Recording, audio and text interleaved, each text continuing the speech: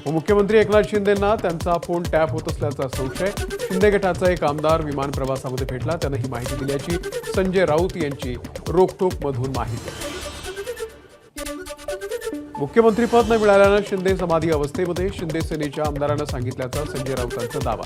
निवडणुकीनंतर शिंदेंना मुख्यमंत्री करण्याचं अमित शहांनी आश्वासन दिलेलं, मात्र शहांनी ते पाळलं नाही। फसवणूक झाल्याचं शिंदेंना वाटतंय असाही त्यांनी केलाय दावा। बाळासाहेब असतानाचा अग्रलेख आणि आताचा यामध्ये फरक आहे, अशा अग्रलेखांना महत्त्व देत नाही आमदार योगेश कदम यांची सामनातल्या दाव्यांवरती प्रतिक्रिया।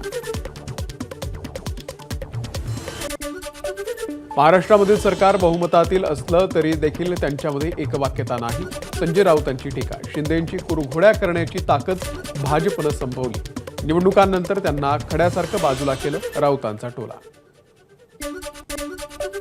एकनाथ शिंदे मुख्यमंत्रीपदासाठी हपापलेले नाहीत, संजय राऊतांनीच उद्धव ठाकरेंना मुख्यमंत्रीपद का स्वीकारलं हे विचारावं, योगेश कदमांचं प्रत्युत्तर। राऊतांचा महायुतीमध्ये मिठाचा खडा टाकण्याचा प्रयत्न, योगेश कदम यांचं वक्तव्य। मुख्यमंत्री फडणवीस शासकीय निवासस्थान असलेल्या वर्षा बंगल्यावरती का जात नाहीत, याचं उत्तर काळी जादूवाल्यांनी द्यावं, संजय राऊतांचा खोचक टोला।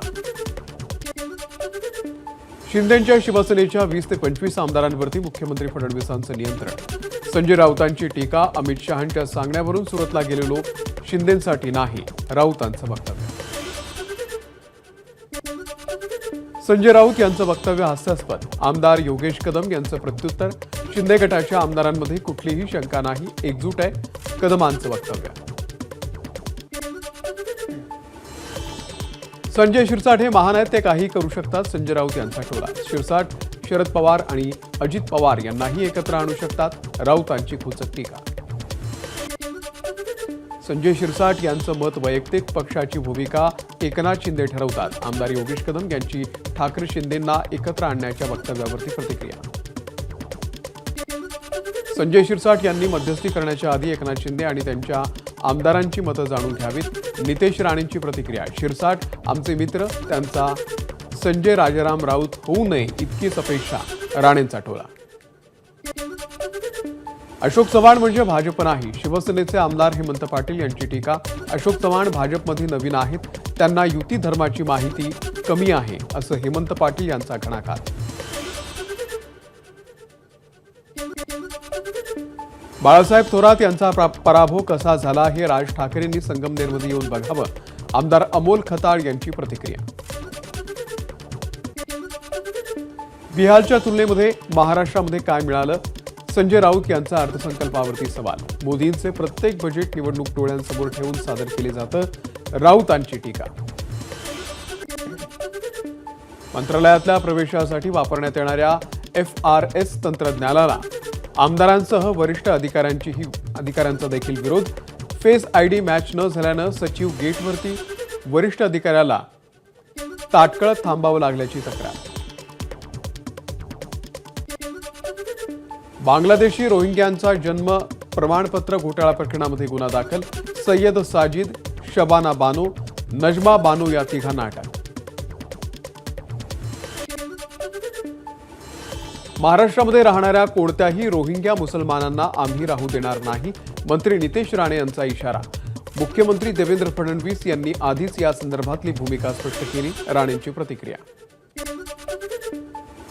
वसईमध्ये ठाकरे गटाचे माजी नगरसेवक स्वप्नील बांदेकर यांच्यासह अन्य 3 जणांवरती गुन्हा दाखल, 10 कोटी खंडणी मागितल्या प्रकरणामध्ये गुन्ह्याची नोंद। देशमुख कुटुंबीय आज भगवानगडावरती जाणार, देशमुख कुटुंबीय भगवानगडाकडे जाण्यास रवाना।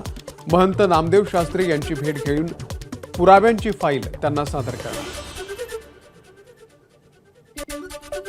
आरोपींची मानसिकता बघण्यापेक्षा त्यांच्यावरती किती आरोप आहेत ते बघितलं असलं तर घटना घडलीच नसती, संतोष देशमुख यांचे भाऊ धनंजय देशमुख यांचं वक्तव्य। राजकारण म्हणजे गढूळ पाण्यामध्ये कपडे धुण्यासारखं आहे, पंकजा मुंडेंचं वक्तव्य। काही लोक सुपारी घेऊन आरोप करतात, कोणत्याही प्रकरणामध्ये नाव घेतलं जातं, पंकजा मुंडेंनी व्यक्त केली खंत। ऐतिहासिक वाघ नखांचा राजधानी साताऱ्यातील मुक्काम संपला, शिवकालीन वाघ नख नागपूरला रवाना। पंढरपूरमध्ये वसंत पंचमीच्या शुभमुहूर्तावरती विठ्ठल रुक्मिणी यांचा शाही विवाह सोहळा संपन्न. हजारोंच्या संख्येनं भाविक विवाह सोहळ्यासाठी होते उपस्थित. विठ्ठल रुक्मिणी मंदिर आकर्षक फुलांच्या सजावटीनं सजलं. सजावट करण्यासाठी सुमारे 3.5 ते 4 टन फूल आणि त्यासोबतच 1 टन उसाचा वापर. वसंत पंचमीच्या निमित्तानं विठ्ठल रुक्मिणी मातेच्या डोक्यावरती अक्षता पडल्या. लग्न सोहळ्यासाठी विठुराया आणि रुक्मिणी मातेचा खास पोशाख होता. पंढरपूरमध्ये भाविक भजनामध्ये दंग.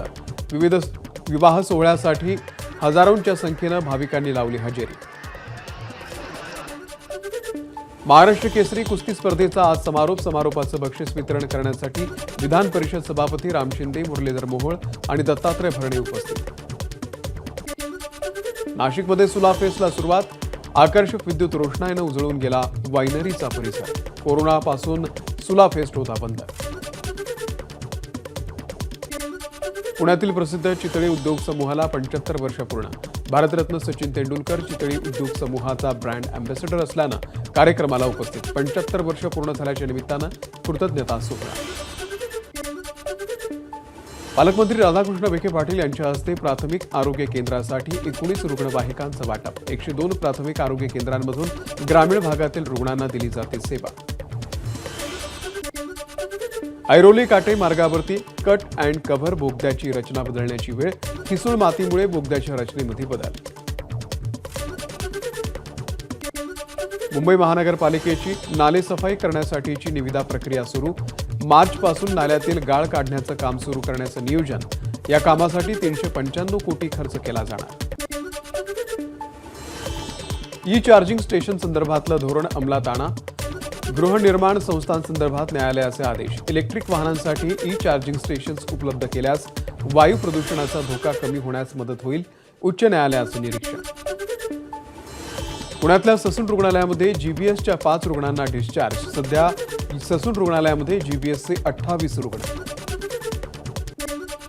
पुण्यातल्या मुंडवा एबीसी रोडवरती सध्या एका पब हॉटेलमध्ये 2 गटात फ्रीस्टाईल हाणामारीचा व्हिडिओ सोशल मीडियात व्हायरल. 5 ते 6 जणांवरती गंभीर ते जण जखमी असल्याची माहिती.